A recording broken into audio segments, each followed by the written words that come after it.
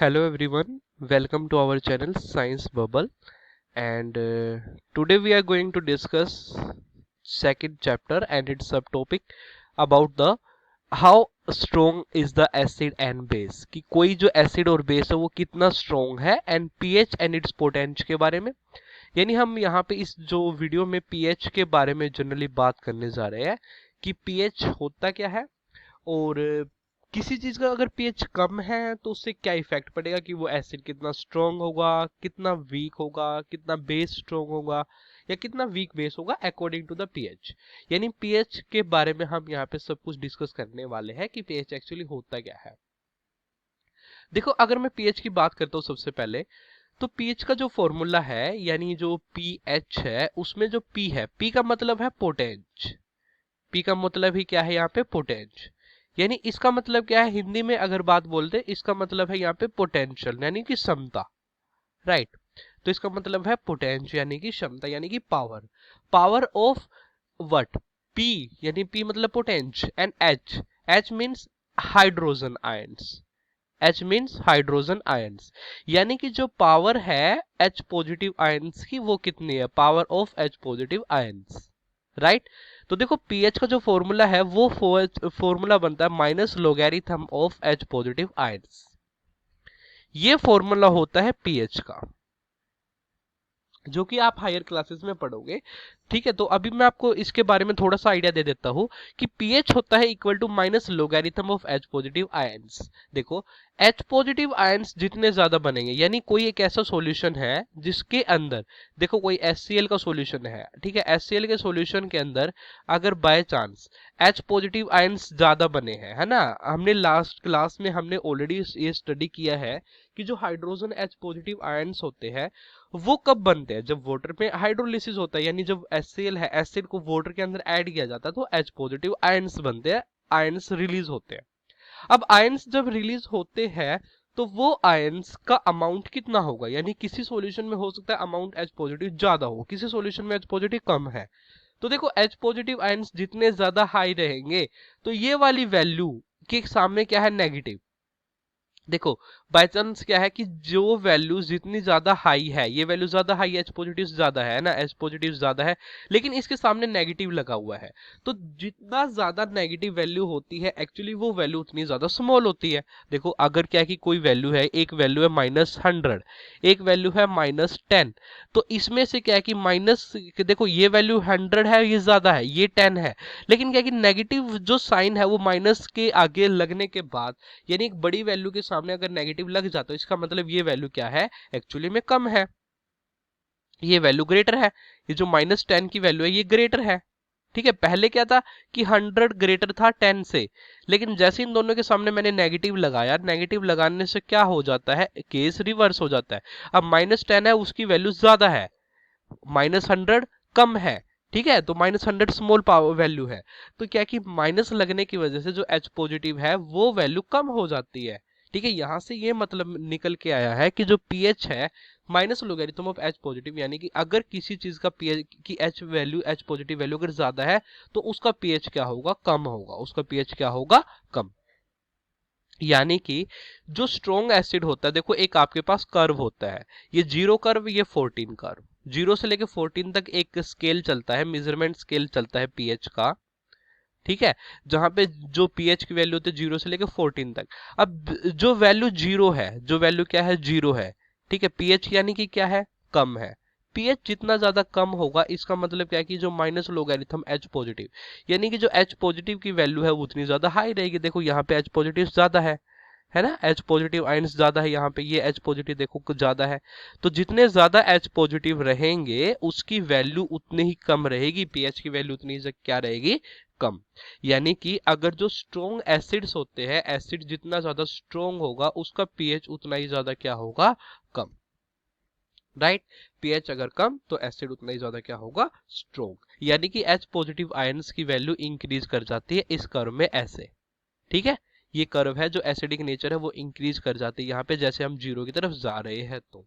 ठीक है, 7 पे वो न्यूट्रल होता है, एच पॉजिटिव यानी कम होते हैं, यानी मिड क्वांटिटी में होते हैं। ठीक है। उसके बाद OH नेगेटिव हाइड्रोक्सिल आयन है वो इंक्रीज करना स्टार्ट कर देते हैं और यहाँ पे H पॉजिटिव आयन्स बिल्कुल लेस हो जाते हैं, H पॉजिटिव आयन्स बिल्कुल लेस, और जिसकी वजह से H पॉजिटिव आयन जितने ज्यादा कम रहेंगे उसका pH वैल्यू उतनी ज्यादा हाई रहेगी। तो pH वैल्यू हाई होने से वो एसिड क्या हो जाता है, वीक हो जाता है, एसिड क्या हो जाता है, वीक हो जाता है जैसे pH इंक्रीज करेगा, राइट। तो जितना ज्यादा pH कम होगा तो वो उतना ही क्या रहेगा, स्ट्रॉन्ग एसिड रहेगा। जैसे अगर क्या कि एक यूनिवर्सली ये क्या कि pH पेपर पे इफेक्ट है, pH of some common substance से pH पेपर पे इफेक्ट है। जैसे हमारा गैस्ट्रिक जूसेस होता है जो कि हमारी क्या कि स्टमक में होता है, जो जूस होते हैं लिक्विड्स होते हैं, ठीक है, जो केमिकल्स होते हैं उनका pH क्या होता है, अबाउट 1.2। लेमन जूस खट्टा होता है, जो एसिड होता है क्या होता है, 2.2 pH होता है उसका। ऐसे प्योर वाटर और ब्लड का pH क्या होता है, 7.4। यहाँ से एक नंबर का क्वेश्चन एग्जाम में 101% जरूर आता है। उसके बाद मिल्क ऑफ मैग्नीशिया, उसका pH कितना होता है, 10 होता है। सोडियम हाइड्रोक्साइड का सॉल्यूशन उसका pH क्या होता है, अबाउट 14, राइट। तो पीएच जनरली क्या है कि पीएच के वैल्यू में बारे में आपको बता दिया कि जो पी है उसका मतलब क्या होता है, पोटेंशियल होता है। ए स्केल होता है for measuring hydrogen ion concentration in A solution is called the pH scale. तो पीएच स्केल क्या होता है, एक स्केल होता है जिसकी वजह से हम हाइड्रोजन आयन की जो कंसंट्रेशन है वो मेजर कर सकते हैं। The P in the pH, जो पी पीएच में है उसका क्या मतलब है, potential meaning power. On the pH scale, we can measure pH from 0 to 14. pH should be taught of simply as a number which indicates the acidic or basic nature of solution. Higher the hydronium ion concentration, lower is the pH value. Hydronium ion की concentration जितनी ज्यादा high रहेगी उसका pH उतना ही ज्यादा क्या रहेगा, कम रहेगा। The pH of a neutral solution is 7। जो न्यूट्रल सॉल्यूशन उसका pH क्या रहता है, 7। जो वैल्यू लेस देन 7 होती है pH से उसको हम क्या बोलते हैं, एसिडिक सॉल्यूशन। और जो pH वैल्यू 7 से ग्रेटर होती है उसको हम क्या बोलते हैं, इंक्रीज इन OH नेगेटिव, यानी OH नेगेटिव आयंस की कंसंट्रेशन इंक्रीज हो रही है और वो क्या होता है, बेस होता है, उतना ही ज्यादा स्ट्रॉन्ग बेस होता है, ठीक है। तो ये pH का एक स्केल दिया गया है आपके पास, ये कलर दिए गए हैं pH पेपर पे। The strength of the acid and depend, acid और बेस की जो स्ट्रेंथ होती है वो जनरली किसके ऊपर डिपेंड करती है, नंबर ऑफ H पॉजिटिव और OH नेगेटिव आयंस पे। अगर H पॉजिटिव आयंस का नंबर ज्यादा है तो उसका pH क्या रहेगा, कम रहेगा। H पॉजिटिव आयंस ज्यादा होना यानी pH उसका कम रहता है, क्योंकि pH का फॉर्मूला ही यही बनेगा, minus logarithm of H positive ions. तो H पॉजिटिव जितने ज्यादा हाई रहेंगे उतना ही वैल्यू वो नेगेटिव में ज्यादा बड़ी है, नेगेटिव जो वैल्यू बड़ी होती है वो एक्चुअली में कम वैल्यू होती है, तो उसका pH क्या रहेगा, कम रहेगा, right. If we take hydrochloric acid and acetic acid on the same concentration से 1 मोलर, अगर क्या कि हम HCl ले, हाइड्रोक्लोरिक एसिड ले और एसिटिक एसिड ले, राइट, और दोनों क्या कि सेम कंसंट्रेशन पे ले, सम 1 मोलर ले, then this produce different amount of hydrogen ions. तो ये भी हाइड्रोजन आयंस है वो डिफरेंट अमाउंट में बनाएंगे, ठीक है। Acid that give rise to more H positive, जो एसिड जो H पॉजिटिव आयंस को ज्यादा रिलीज करेगा उसको हम बोलते हैं स्ट्रॉन्ग एसिड। यहाँ पे HCl क्या एक स्ट्रॉन्ग एसिड रहेगा, और एसिटिक एसिड क्या रहेगा, एक वीक एसिड रहेगा, क्योंकि H पॉजिटिव आयंस यहाँ पे कम होते हैं। तो this is all about the pH. उसके बाद हम करते हैं importance of pH in everyday life. Everyday life में पीएच का हमारे पास क्या रोल है, देखो जैसे सबसे पहले कंसेप्ट है और plant and animals pH sensitive. क्या प्लांट और एनिमल्स होते हैं जो पीएच सेंसिटिव होते हैं, यस। जो हमारी बॉडी जो वर्क करते हैं वो भी एक फिक्स पीएच रेंज में काम करती है, ठीक है। जैसे our body work within the pH range of 7 to 7.8, जो हमारी बॉडी वो 7 से लेके 7.8 पीएच में काम करती है। अगर इससे पीएच ज्यादा हो जाता है या इससे पीएच कम हो जाता है तब भी हमारी बॉडी है जो वो वर्क करना मतलब है कि थोड़ा सा एबनॉर्मल वर्क करना स्टार्ट कर देगी, यानी कि वो नॉर्मल नहीं रहेगी।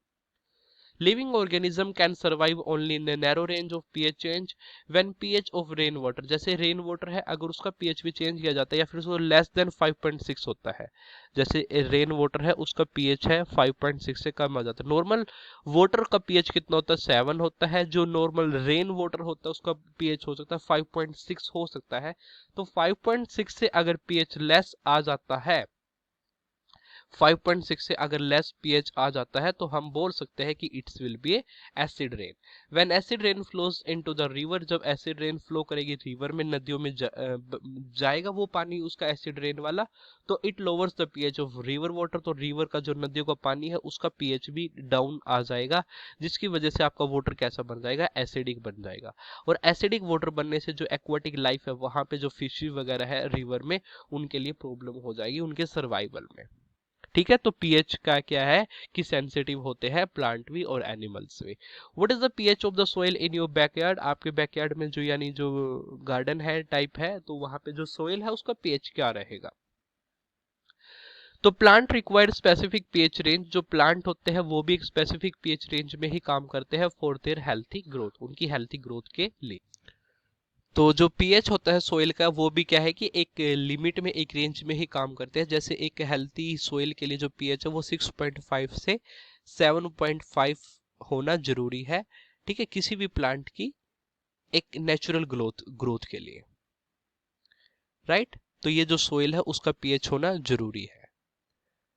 अगर सोइल का पीएच इससे कम है तो उसको हम बोलते हैं एसिडिक सोइल है, यानी वहां पे एसिडिक मिट्टी बन चुकी है, वो मिट्टी कैसी है, एसिडिक सोइल हो चुकी है। अगर इससे कम पीएच है, तो इससे ज्यादा है तो उसको हम बोल सकते हैं कि वो बेसिक सॉल्यूशन है, यानी बेसिक सोइल है वो। ठीक है, तो एसिडिक सोइल है उसको नॉर्मल करने के लिए, उसको न्यूट्रलाइज करने के लिए हम वहां पे बेस यूज करेंगे। और अगर क्या है कि बेसिक बन चुके तो वहां पे हम एसिडिक डालते हैं। तो एसिडिक सोइल को अगर हमें ठीक करना है तो हम वहां पे बेस यूज करते हैं। जैसे हम चोक पाउडर टाइप यूज कर सकते हैं, बेस यूज कर सकते हैं वहां पे कैल्शियम कार्बोनेट टाइप। ठीक है, तो ऐसे आप पीएच भी चेक कर सकते हो, यूनिवर्सल इंडिकेटर की हेल्प से आप पीएच भी चेक कर सकते हो आपके यहाँ पे जो गार्डन पे जो मिट्टी है उसका। आपने क्या करना है, 2 ग्राम सोइल लेनी है जो आपने टेस्ट ट्यूब में ले ली, जिस भी सोइल का आपको पीएच चेक करना है। आपने उसमें 5 ml ऑफ वाटर ऐड किया। ठीक है, आपने उसको अच्छे तरह से मिक्स आउट कर लिया, शेक किया कंटेंट को। शेक करने के बाद आपने उसको फिल्टर कर लिया। फिल्ट्रेट करने के बाद जो फिल्ट्रेट है, यानी जो लिक्विड वाला मटेरियल बचा है, जो लिक्विड मटेरियल बचा है, फिल्ट्रेट बचा है, आप उस फिल्ट्रेट पे क्या अप्लाई करोगे, इंडिकेटर अप्लाई करोगे। कौन सा, यूनिवर्सल इंडिकेटर पेपर। तो यूनिवर्सल इंडिकेटर की पेपर की हेल्प से आप कलर चेक करोगे। तो यूनिवर्सल इंडिकेटर में जो कलर रेंज होगी उस कलर के अकॉर्डिंग आप बता सकते हो कि मतलब पीएच कितना होगा मिट्टी का, राइट। उसके बाद है pH in our digestive system. हमारा जो डाइजेस्टिव सिस्टम है वो भी एक पीएच पे काम करता है, यानी कि उसमें जो गैस्ट्रिक जूसेस होते हैं, ठीक है, राइट, हाइड्रोक्लोरिक एसिड्स होते हैं। ठीक है, तो वो जो हाइड्रोक्लोरिक एसिड्स होते हैं उनका पीएच भी अभी हमने बताया था कि 1.2 के आसपास होता है। तो वो जो हमारा डाइजेस्टिव सिस्टम भी होता है वो भी एक फिक्स रेंज में ही काम करता है, एक पीएच रेंज में काम करता है। It is very interesting to note that our stomach produce hydrochloric acid. हमारा स्टमक हाइड्रोक्लोरिक एसिड प्रोड्यूस करता है। It help in the digestion of food, ये फूड की डाइजेशन में हेल्प करता है without harming the stomach. During indigestion the stomach produce too much acids. अगर क्या कि इंडाइजेशन नहीं हो पा रहा है, यानी कि डाइजेशन प्रोसेस अगर अच्छे से नहीं हो पा रही है, अगर हमने ओवर ईटिंग कर लिया है, तो हो सकता है कि जो हमारा स्टमक है वो बहुत ज्यादा एसिड अमाउंट में प्रोड्यूस कर दे, and this cause pain and irritation, जिसकी वजह से पेन और इरिटेशन हो सकती है। To get rid of this pain, अब इस पेन से राहत पाने के लिए पीपल यूज क्या करते हैं, बेस यूज करते हैं। उन बेस को हम क्या बोलते हैं, एंटासिड्स बोलते हैं। One such remedy must have suggested by you at the beginning of this chapter. एक ऐसी ही रेमेडी आपने स्टार्टिंग में, चैप्टर के स्टार्टिंग में आपने सजेस्ट की होगी। This antacids neutralize the excess of acid. ये जो एंटासिड्स होते हैं, ये जो एक्सेस ऑफ एसिड को जो रिलीज हो जाता है उसको न्यूट्रलाइज करते हैं, यानी एसिड के इफेक्ट को खत्म करने के लिए बेस यूज किया जाता है। तो मैग्नीशियम हाइड्रोक्साइड क्या यूज किया जाता है, मैग्नीशियम हाइड्रोक्साइड MgOH2, MgOH2, जो कि क्या है, मिल्क ऑफ मैग्नीशिया, MOM भी बोलते हैं इसको। Milk of magnesia A melt base is often use for this purpose. तो इस पर्पज के लिए यूज किया जाता है। तो मिल्क ऑफ मैग्नीशिया क्या है, एक एंटासिड्स है जो कि यूज किया जाता है न्यूट्रलाइज करने के लिए। किसको न्यूट्रलाइज करने के लिए, एक्सेस ऑफ एसिड को न्यूट्रलाइज करने के लिए,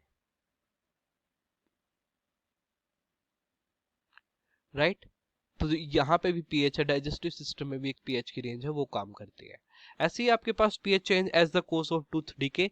अगर क्या कि आपकी जो टूथ पे जो पीएच है अगर वो चेंज हो जाता तो उससे भी क्या कि आपकी जो टूथ डीके है वो स्टार्ट हो सकती है।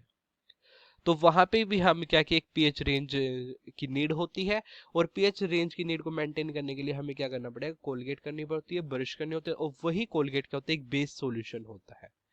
टूथ डीके स्टार्ट होता है when the pH of this mouth is lower than the 5.5। अगर आपका टूथ डीके यानी स्टार्ट हो जाएगा अगर आपके माउथ का जो पीएच 5.5 से कम रहता है तो, क्योंकि जो टूथ इनेमल होता है आपके पास made up of calcium phosphate, यानी जो व्हाइट कलर का जो टूथ इनेमल व्हाइट कलर होते हैं जो दांत में, ठीक है, वो एनेमल की लेयर होती है, वो मेड अप ऑफ होती है कैल्शियम फॉस्फेट की, कैल्शियम फॉस्फेट की लेयर बनी होती है।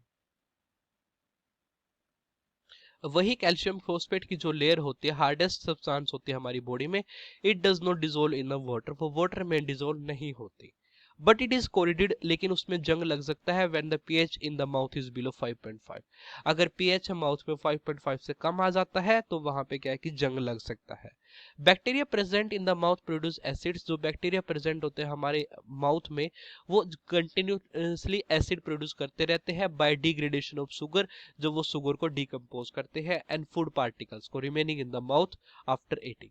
जो हमने खाना खाया है उसके बाद अगर हमारे माउथ में कोई शुगर का पार्टिकल या कोई फूड पार्टिकल रह जाता है तो हमारे माउथ में जो बैक्टीरिया होते हैं उन बैक्टीरिया क्या करते हैं, वो उसको एसिड्स में क्या कि एसिड प्रोड्यूस करते रहते हैं, उनका डिग्रेडेशन करके, उनको ब्रेक डाउन करके।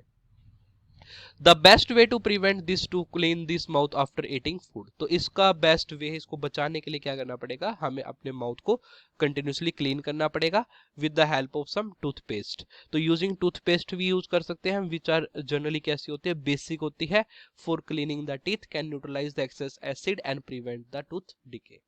और टूथ डीके से हम बच सकते हैं क्योंकि वो जो टूथपेस्ट होती है वो बेस होती है, वो हमारे बेस जो हमारे माउथ में ऑलरेडी एसिड है उसको न्यूट्रलाइज करेगी, उसको खत्म कर देगी, राइट। उसके बाद है नेचर भी प्रोवाइड्स करता है न्यूट्रलाइजेशन ऑप्शन, यानी कि देखो एक क्या कि एक ये प्लांट होता है जिसको बोलते हैं नीटल का प्लांट होता है, और नीटल प्लांट क्या होता है कि जब आप क्या है कि जैसे ये पिंच कर जाता है या आपको लग जाता है, इसकी स्टिंग लग जाती है इसको, तो ये एक एसिड रिलीज करता है, और इस एसिड की वजह से क्या कि आपको ईचिंग हो सकती है। अब इस ईचिंग को प्रोड्यूस करने के लिए या फिर इसको प्रिवेंट करने के लिए क्या कि एक ऐसा ही एक प्लांट होगा, ठीक है, जो आपको इसके इफेक्ट से बचाता है। देखो क्या होता है, nettle is a herbaceous plant which grows in the wild, it leaves have stinging hair which cause painful sting when touched accidentally. अगर आपको ये चुभ जाए तो ये क्या कि पेनफुल मतलब पेन हो सकता है आपको एसिड की वजह से।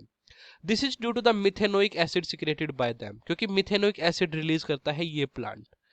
ए ट्रेडिशनल रेमेडी, एक traditional remedy is rubbing the area with the leaf of dock plant.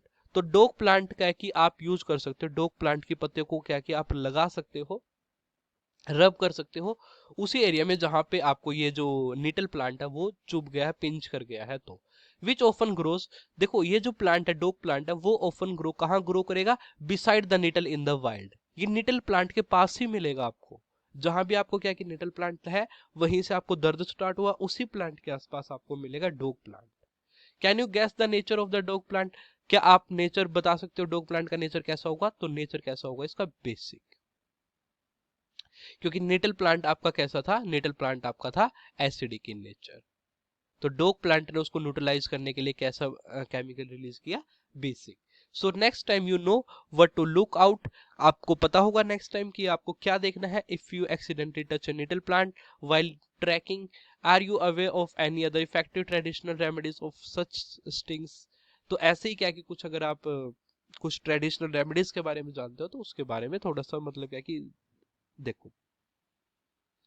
उसके बाद क्या कि कुछ नेचुरल रिसोर्सेज है जहाँ पे आपको एसिड्स मिलता है, जैसे कि विनीगर है सिरका, वहाँ पे एसिटिक एसिड आपको मिलता है, ऑरेंज में आपको सिट्रिक एसिड मिलता है, टैमरिन इमली में आपको टैट्रिक एसिड मिलता है, टमाटो में आपको ऑक्सैलिक एसिड मिलता है, शो मिल्क जो कि दही होती है उसमें आपको लैक्टिक एसिड मिलता है, लेमन में आपको सिट्रिक एसिड मिलता है, एंड स्टिंग होती है जो चींटी है उसको काट लेते हैं तो उसमें मिथेनोइक एसिड होता है, एंड नीटल का जो स्टिंग है जो अभी हमने बात की उसमें भी मिथेनोइक एसिड होता है।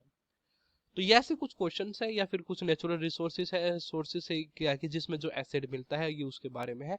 यहाँ से एक नंबर का क्वेश्चन है कि एग्जाम में बन सकता है, बनता भी है यहाँ से, कि name the type of acid that present in the lemon, ऐसे पूछ लेगा कि लेमन में कौन सा एसिड प्रेजेंट है तो सिट्रिक एसिड, किसी में भी पूछ सकता है, वो ऑरेंज में भी पूछ सकता है एग्जामिनर। तो ये 4 क्वेश्चन है, ये आपको खुद से करने हैं, ठीक है। तो नेक्स्ट वीडियो में कोशिश रहेगी इन सभी क्वेश्चंस को कराने की। तो ये क्वेश्चंस आपको खुद से ट्राई करने हैं, राइट। अगर इनमें कोई इश्यू आता है तो आप कमेंट कर सकते हो, ठीक है। तो अभी के लिए, आज के लिए वीडियो इतना ही। Thank you. आई होप आपको वीडियो अच्छा लगा होगा, ठीक है। अगर वीडियो अच्छा लगा है तो चैनल को सब्सक्राइब जरूर करें ताकि नेक्स्ट नोटिफिकेशन आपके पास जल्दी ही मिले। Thank you.